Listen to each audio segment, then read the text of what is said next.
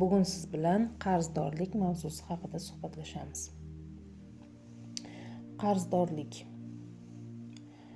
Qarzdorlik hammada bir xil holat bo'lgani bilan har bir insonda bu holatni kelib chiqishini o'zini individual sababi bo'ladi. Har bir insonda bu sabablar har xil.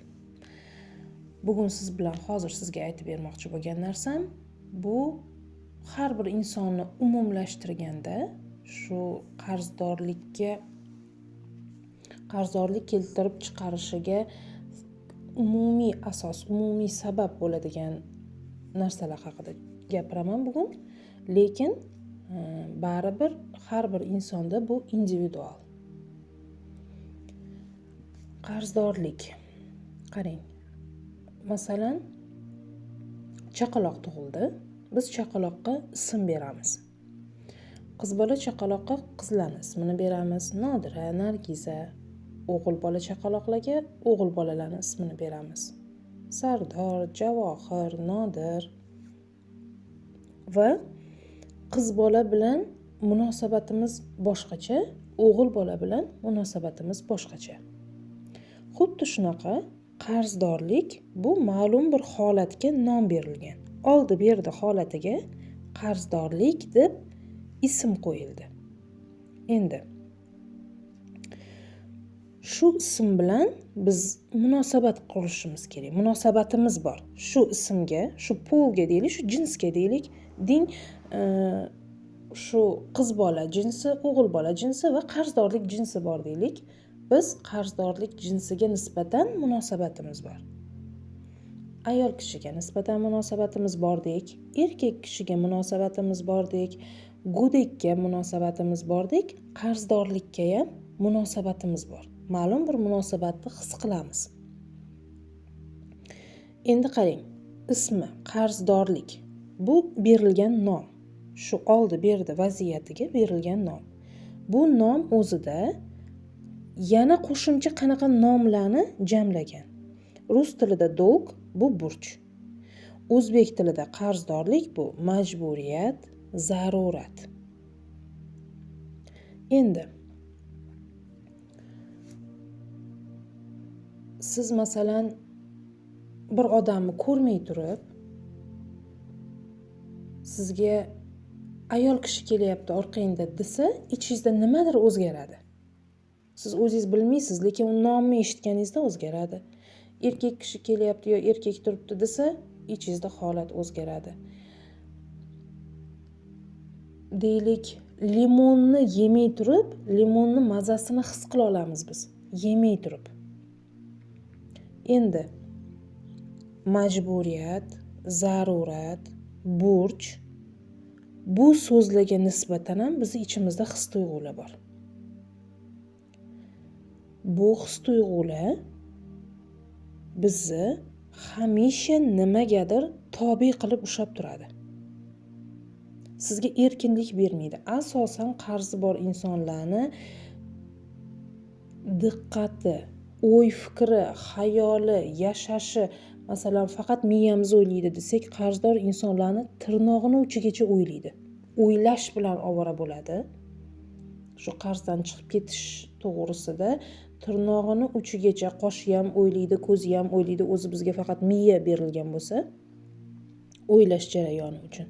Qarzdor insonni har bir hujayrasi qarzdan chiqib ketish holatini o'ylaydi. Endi qarang, shu qarzdan chiqib ketish holatini o'ylar ekan, u 24 soat o'zini majbur his qiladi, o'zini zarur tezda qilib berish kerak shuni, yana majbur hisoblaydi, yana burchli hisoblaydi. Bu his-tuyg'u biz o'tgan darslarda tushuntirgandim. Hislarimiz, hozir his qilayotgan hissimiz bizni 1 minutdan keyingi, 1 soatdan keyingi holatimizni belgilab beradi. Zanjir qonunini eshitganmiz-ku hammamiz. Zanjir qonuni, tortishish qonuni. Hozir siz o'zingizni nimagadir majbur his qilyapsizmi? Hozir siz o'zingizni nimadadir burchli his qilyapsizmi? Sizga bir lahzadan keyin, bir daqiqadan keyin yana shuni his qilishingiz uchun shunaqa holatlar, vaziyatlar yaralanaveradi. Tortishish qonuni bilan shu vaziyatlarni yana tortaveramiz. His-tuyg'ular orqali insonlar judayam kuchli manipulyatsiya qilinadi. His-tuyg'ular orqali insonlar judayam kuchli boshqariladi. Mana kreditlar ochilib ketdi. Ahamiyat bersangiz, qarz olish borgan sari osonlashib ketyapti. Nega boy bo'lish rosa osonlashib ketmayapti? Nega serobgar hayotda yashash osonlashib ketmayapti-da? Insonlarga qarz berish rosa ham oson bo'lib ketyapti. Buni davlat ham beryapti. Buni insonlar уже odatiy hayotimizni katta bir qismi qilib oldik. Oziq-ovqat ham beriladi qarzga, kiyim-kechak ham beriladi qarzga. Nimaiki xohlang, bitovoy narsalar hammasi qarzga beriladi. Davlat tomonidan berilyapti, magazinlar, marketlar tomonidan berilyapti. Insonni borgan sari inson qancha qarzga kirsa, uni o'y fikri shu qarzni berish bilan ovora bo'lsa, nima deb o'ylaysiz? U bir buyuk bir narsani yaratishga, bir ochilish qilishga, bir yangilik yaratishga, eng asosiysi yashashga iloji bo'ladimi? Yashashga ulgura oladimi? U 24 soat faqat даже ishlamagan holatda ham shu qarzdan qutulishni o'ylaydi. Uni yeganida ham, ichganida ham, yotganida ham, turganida ham umuman halovat bo'lmaydi.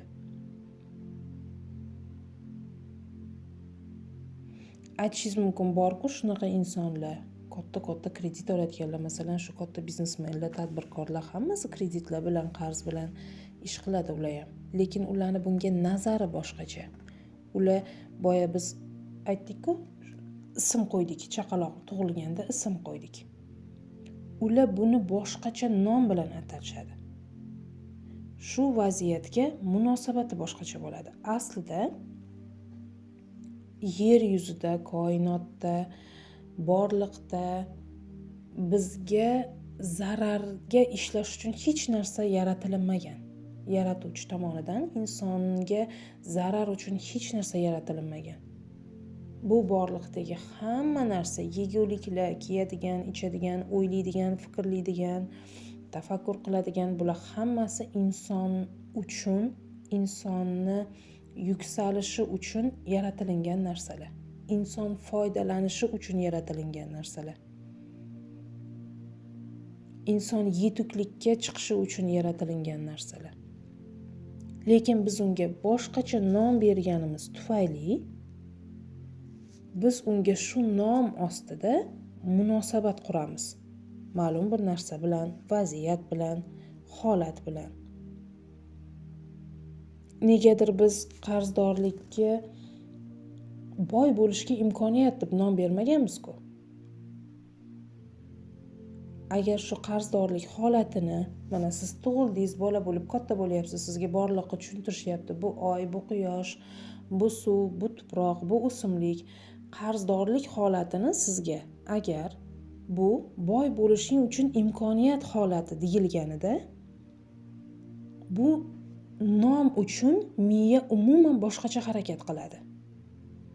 Miyaga zapros boy bo'lish degan tushadi. Boy bo'lishimiz kerak degan. Biz boy bo'lishimiz uchun imkoniyat berilibdi. Endi shu zadachani, shu masalani yechishimiz kerak. Va miya umuman boshqa tarafga ishlaydi. Miya sizga hayotingizdagi imkoniyatlarni, sizga ochilayotgan eshiklarni ko'rsatib beradi.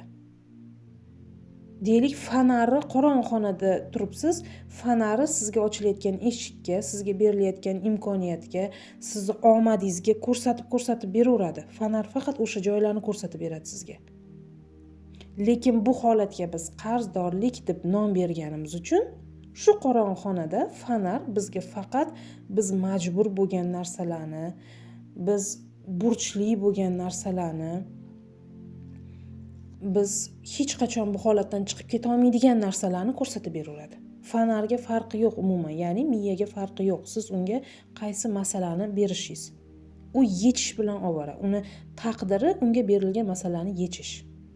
U boshqacha yasha olmaydi. Bitta ism, bitta berilgan nom va biz bilan shu nom bilan munosabatga kiryapmiz. Bu nom o'zida bu nomga imенно nomiga bizni his-tuyg'ularimiz bor. Qarang, borliq masalan insonni 5 ta his qilish organlari bor. Ko'zi orqali ko'radi, anglaydi, tushunadi. Burni orqali hid biladi, qabul qiladi. Qulog'i orqali tovushlarni eshitadi, qabul qiladi, analiz qiladi, tushunadi. Teginish orqali issiq, sovuq, ko'rish aytdik, quloqqa aytdik, ko'zni aytdik, terini aytdik, tan bilish, achchiq sho'r. Shu 5 ta sezgi organi orqali butun borliqqa anglaydi inson va baho beradi shu narsalarga. Endi qarang, borliq insonga o'xshab borliqqa 5 ta bunaqa sezgi organi orqali yashamas ekan borliq. Borliq his-tuyg'u orqali yasharkan.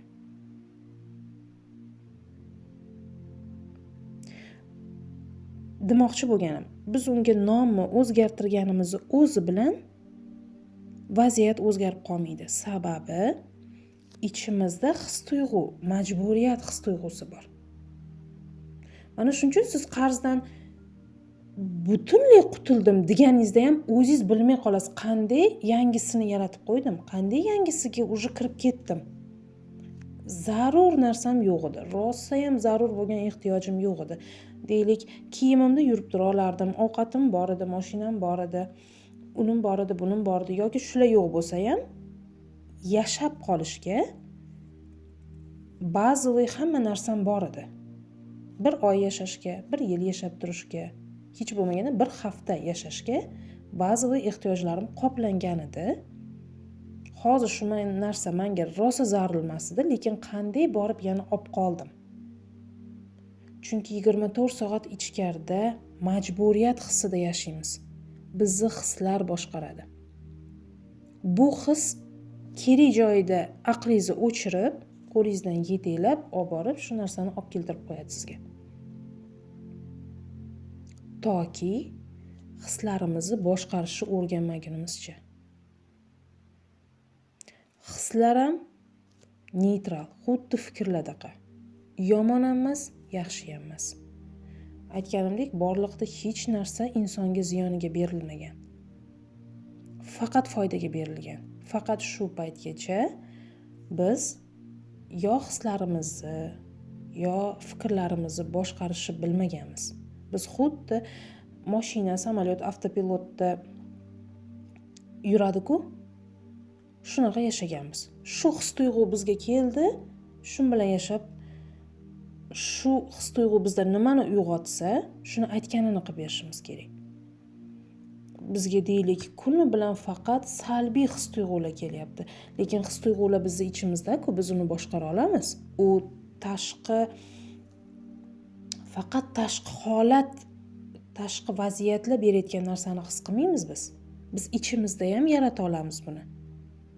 Lekin shu paytgacha biz faqat tashqi olam bizga bergan holatdan kelib chiqqan, bizda uyg'ongan his-tuyg'uni his qilishga o'rganganmiz. O'zimizda boshqacha hislarni yaratishni bilmaganmiz. Qarzdorlikka asosiy sabablaridan biri ko'p holatda bu shu ichimizda majburiyat hissini tinimsiz his qilishimiz. Tinimsiz kimgadir majbur bo'lib turishimiz kerak. Chunki erkin hayotni bilmaymiz hech qaysi birimiz. Erkin hayotni ta'mi, mazasi tanamizda, har bir hujayramizda qanaqa kechadi, u his-tuyg'u yo'q bizda. Biz uni aqlan rosa yaxshi bilamiz. Aqlan chuqur tushuntirib berishimiz mumkin, lekin u tushuncha doirasida qoladi-da. Borliq Borliqda tushunish yo'q. Borliq his tuyg'uni his qiladi faqat.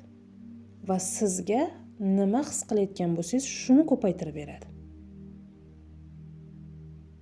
Shuning uchun boylar boyib ketaveradi, ularda his tuyg'u ichkarida boshqacha. Kambag'al kambag'allashib ketaveradi, qarzdor qarzi ko'payib ketaveradi. Shu holatda imkoniyatni ko'rganga imkoniyat ochilib ketaveradi. Shu holatda o'zini omadli his qilganga omad kelaveradi. Asos his tuyg'u. Shu holatga nisbatan biz unga bergan ismimiz, nomimiz va unga nisbatan bizdagi munosabat. Shu holatga, shu vaziyatga, shu narsaga nisbatan bizda uyg'onayotgan his tuyg'ular. Qarzdorlikni asosini shu boshqaradi. Umuman boshqa narsalarni ham asosini his tuyg'ularimiz boshqaradi. Qarzdorliknikini aynan majburiyat his tuyg'usi boshqaradi.